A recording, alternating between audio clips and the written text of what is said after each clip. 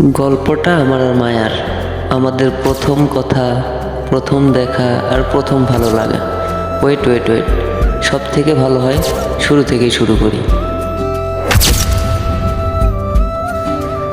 সময়টা ছিল 2022-এর দিকে। আমি তখন ক্লাস 9-এ পড়তাম। ইন্টারনেট সম্পর্কে আমার অতটা আইডিয়া ছিল না।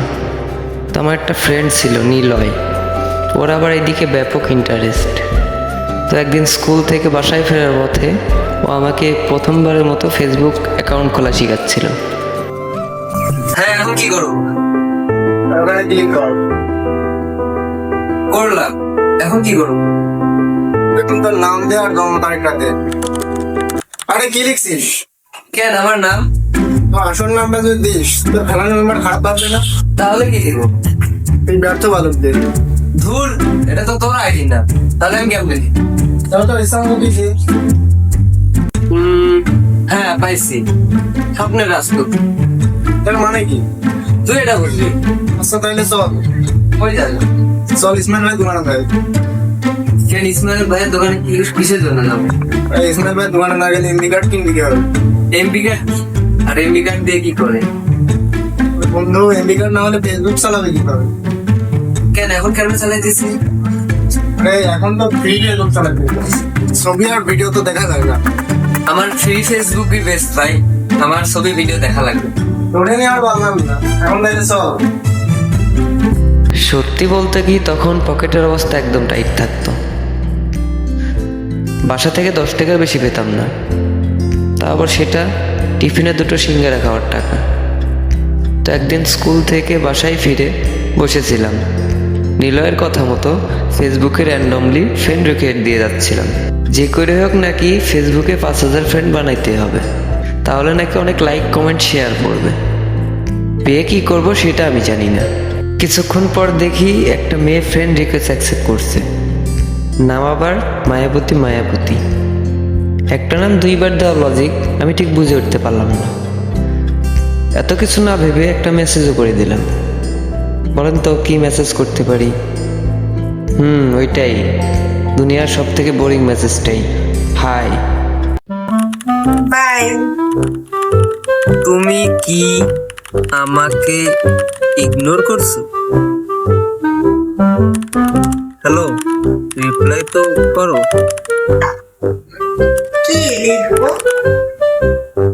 কোথায় তুমি? আবার কোথায় হারিয়ে গেলে? এই শব্দের রাজপুত্র মানেটা কি? আরে আমি কি লিখছি আর তুমি কি বলছো? কেন তোমার সব প্রশ্নের উত্তর দিতে হবে? কোনো মানে আছে নাকি? আরে রেগে যাচ্ছ কেন? আমি তো তেমন কিছু বলি নাই।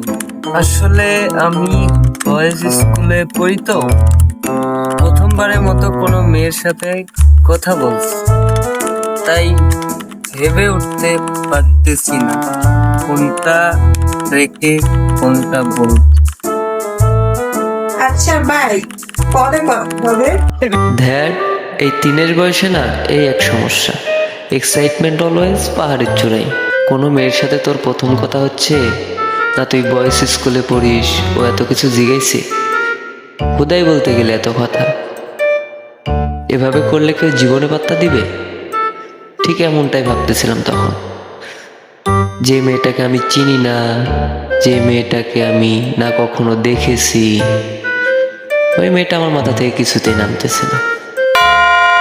পরের দিন ঠিক মতো ক্লাসে মনোযোগ দিতে পারলাম না। সারাক্ষণ ওই মেয়েটা মাথার ভিতরে ঘুরঘুর করছে, যে মেয়েটা কেনই বা ফ্রেন্ড রিকোয়েস্ট অ্যাকসেপ্ট করলো, কেনই বা নামের অর্থ জিগাইলো, আর হঠাৎ করে কেনই বা চলে গেল। আমি ঠিক বুঝে উঠতে পারতেছিলাম না। তোমার মুড়ি তো শেষ হয়ে গেল, পরে চাইলে কিন্তু আর দিতে পারবো না। আরে রাখ তোর মুড়ি তুই খা। এ মাম্মা ডাল মে কুছ কালা হে, কি হয়েছে বল? আরে মামা আর বলিস না, কালকে প্রথমবারের মতো একটা মেয়ে ফ্রেন্ড রিকোয়েস্ট অ্যাকসেপ্ট করল। ফেক আইডি মামা, fake ID, sure fake ID. কেন ফেক আইডি কেন হবে? তোর কি মনে হয় আমার আইডির নাম ব্যর্থ বালক কেন দিছে? এর আগে 3 মাস একটা মেয়ের সাথে চ্যাট করছি, আমি তো অনেক খুশি। রিসার্চ চাইলে রিসার্চ করে দিতাম, বাবার পকেট থেকে টাকা চুরি করে, মনে হয় এটা আমার নৈতিক দায়িত্ব। তারপর মামা, তারপর? পরে দেখি ওইটা আমার বন্ধু আকাশের ফেক আইডি। তাহলে আমার বার্থডে দিন ওকে আমার শেখা দিছে। মামা শেষ, মান সম্মান সব শেষ। আমি শিওর তো এটাও ফেক আইডি। কেন ফেক আইডি কেন হবে? আমার সাথে তোর কথা হয়েছে। না মামা, কথা হয় না, শুধু চ্যাট হয়েছে। নাম্বার সে দেখ, জীবনেও দেবে না। তবে তো থাক, গেলাম। ব্যাস, নিলয়ের কথাগুলো আবার মাথায় বাজতে শুরু করলো। আবার এটা ফেক আইডি না তো, আর বুঝবে বাকি করে রিপ্লাই করবে কিনা তার কোনো ঠিক নাই। বাসায় ফিরে একটা টেক্সট করলাম। এই, তোমার নাম্বারটা কি দেওয়া যাবে? টেক্সট তো করে দিলাম, কিন্তু কোনো রিপ্লাই আসতেছে না। এদিকে হাঁটতে হাঁটতে পা ব্যথা হয়ে যাইতেছে, তাও কোনো রিপ্লাই আসলো না। রিপ্লাই আসলো ঠিক 30 মিনিট পর।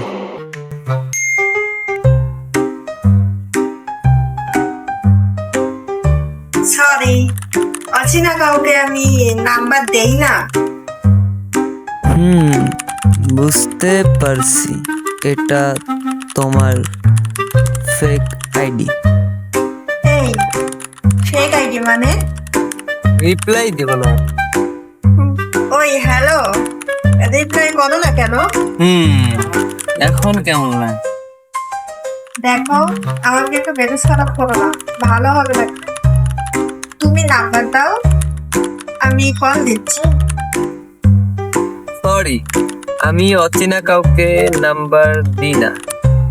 তোমার কিন্তু আমার রাগ সম্পর্কে ধারণা নাই বন্ধু। ওরে বাবা, ভয় পাইছো অনেক। আচ্ছা, এই নাও, দিলাম।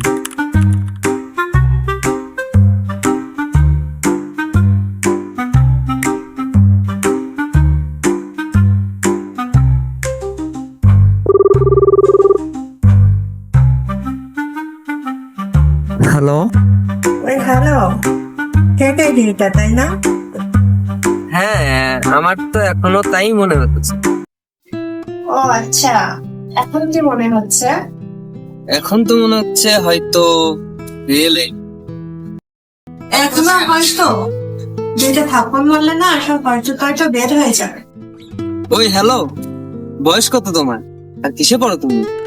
আমি আমি ক্লাস 8 পড়ি। মেয়েদের বয়স কখনো জিজ্ঞাসা করতে হয় না। তুমি যদি ক্লাস 8-এ পড়ো, তাহলে আমি তোমার সিনিয়র, আর সিনিয়রদের সাথে একটু সম্মান দিয়ে কথা বল।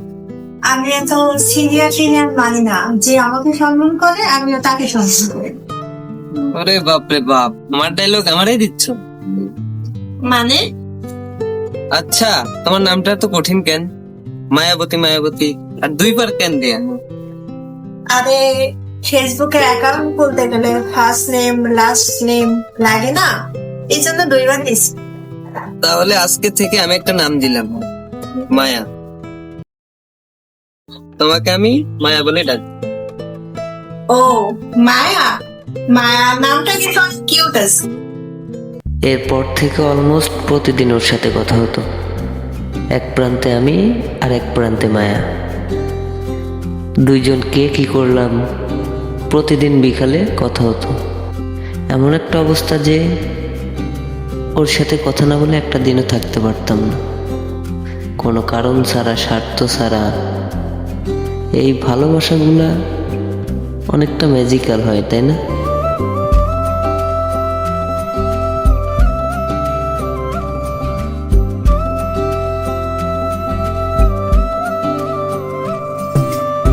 একদিন বিকালে মায়া ফোন ধরতেছিল না। যে ওই দিন কি টেনশন হইতেছিল ভাই বলে বোঝাইতে পারবো না। আমার লাইফে এরকম পেরা কখনো ফিল করিনি। তো পরের দিন মায়ের কল আসলো।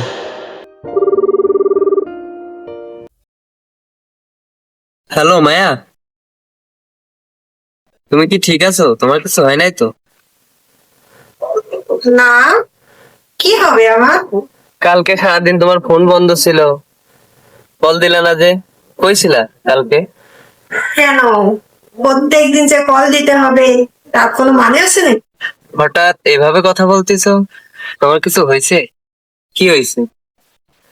আচ্ছা বাদ দাও, কালকে কল দিতে পারিনি তার জন্য সরি। ইটস ওকে, সরি বলতে হবে না। তো কি করলা কাল সারাদিন? কালকে বিকেল থেকে ছাদে ছিলাম, তোমার জন্য ওয়েট করতেছিলাম। কেন আমার জন্য ওয়েট করছিলা কেন? তোমার জন্য ওয়েট করবো না তো কার জন্য ওয়েট করবো? তুমি কি আমার সাথে দেখা করতে পারবা? হ্যাঁ করবো। কোথায় আসতে হবে বলো? হৃদয়পুর, এটা এত দূর আসতে পারবা? আমি আসবো, আমি সত্যি আসবো কিন্তু কালকে। আচ্ছা আসবা তুমি, মুরগির ডিম।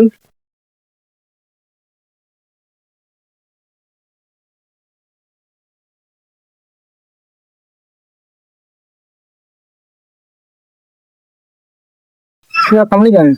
আমি আজকে কোথাও যাবো না রে বন্ধু। তো কই যাবে? হৃদয়পুর, মায়ের সাথে দেখা করতে। এত দূর তো কিভাবে যাবে? কেমনে যাবো আমি জানি না, কিন্তু আমাকে যেতেই হবে। তুই আমার একটা কাজ করে দিবি? ঠিক আছে বন্ধু বল। তুই শুধু আমার বাবা মাকে একটু বলে দিস যে আমি বন্ধুর বাসায় গেছি, তাহলে তারা টেনশন করবে। আচ্ছা ঠিক আছে, তাহলে সিঙ্গারা খাবি তো? আচ্ছা তাহলে খাওয়াবো না, তাহলে আমি গেলাম।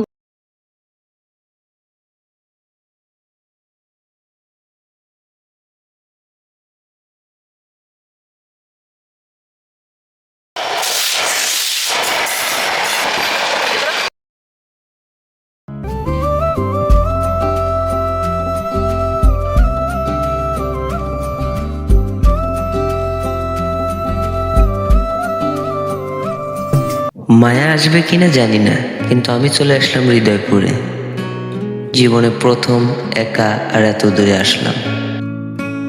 আসার রাস্তাটা কঠিন না হলেও অনেক কাঠখড় ফিরিয়ে আসতে হয়েছে।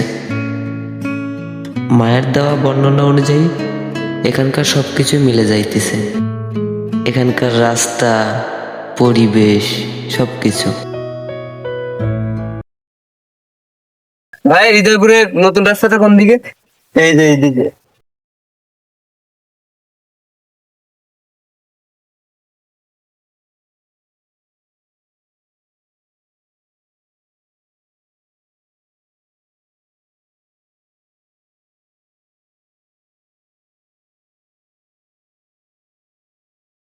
কে মায়া? কে? আরিয়ান। কেমন আছো তুমি? এই তো আলহামদুলিল্লাহ, তুমি কেমন আছো? এই তো আলহামদুলিল্লাহ। তুমি না বলছিলা তোমার সাথে যেদিন প্রথম দেখা হবে তুমি হৃদয়পুরের সবুজ রাস্তাগুলা ঘুরে দেখাবা? আচ্ছা ঠিক আছে, তাহলে চলো এখান থেকে শুরু করি।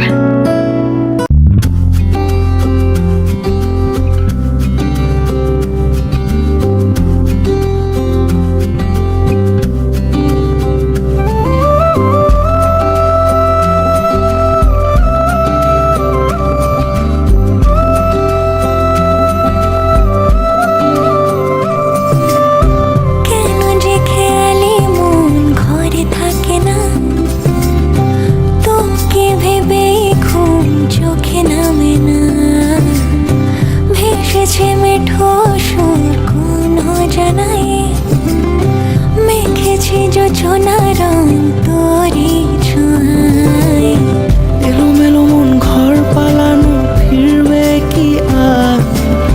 চুপে চুপে ঘুম রাত জাগানো, হাজার তারা। বেঁধে বেঁধে থাকবো দুজন সুখেরই ছাওয়ায়, সব জেনে মন কারণ তোরই হতে চাই। বেঁধেছি হৃদয় তোকে প্রেম ভাবনায়, একাকিনী বেড়ে তুই ছিলি বলে তাই।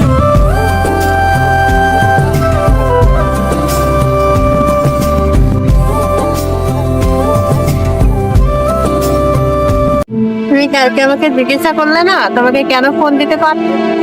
কালকে তোমার সাথে কথা বলতেছিলাম, ভাইয়া দেখে ফেলছিল, তারপরে আমাকে মারধর করছিল, আমার সন্তান নিয়েছে, তাই তোমার সাথে কথা।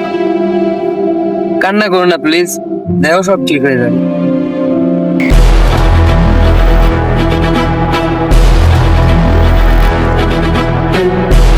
এই কে রে তুই? নাম কি তোর? আমার নাম আরিয়ান। আমার বোনের সাথে তোর কি? ওর সাথে দেখা করতে আসছিলাম। আমার বোন তোর কি হয়? তোর সাথে মনে কর দেখা করতে আসবি?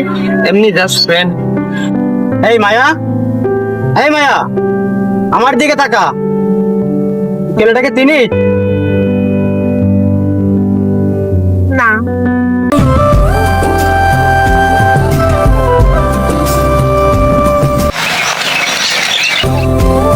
সেদিন খুব কষ্ট পেয়েছিলাম, পাওয়াটাও স্বাভাবিক। এক মুহূর্তের জন্য আমাকে চিনতে অস্বীকার করলো। সেই মুহূর্তে মনে হচ্ছিল দুনিয়াতে আসলে ভালোবাসা বলতে কিচ্ছু নেই।